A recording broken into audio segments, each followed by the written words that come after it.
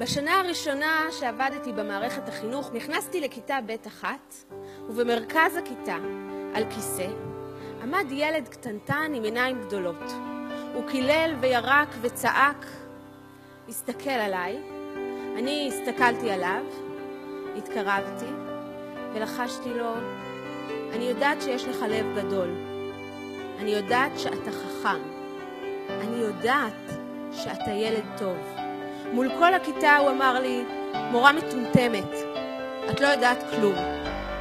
אני ילד מופרע.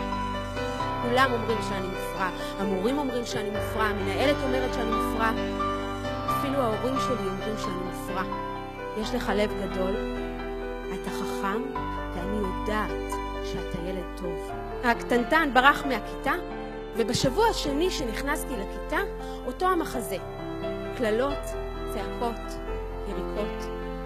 לקחתי נשימה עמוקה, התקרבתי אליו ולחשתי לו, יש לך לב גדול, אתה חכם ואני יודעת שאתה ילד טוב. בשבוע השלישי שנכנסתי לכיתה, ליד הכיסא שלי חיכה כיסא קטן, ועל הכיסא הקטן ישב ילד קטנטן עם עיניים גדולות.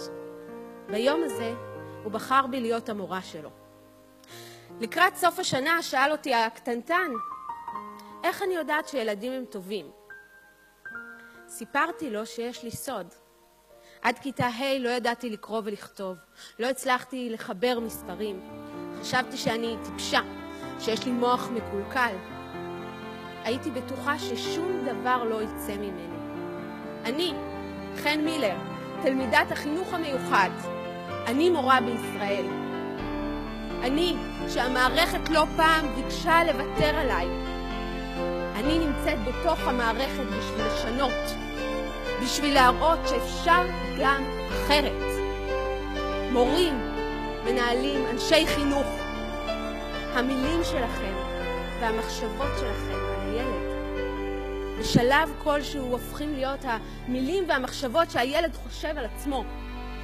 אני לא אגיע רחוק, לא יצא ממני כלום, אני לא מסוגל, אני עצלן, אני לא יכול, אין ילד שלא. יש ילד שכן. תזכרו תמיד שחינוך זה עשייה בדיני נפשות.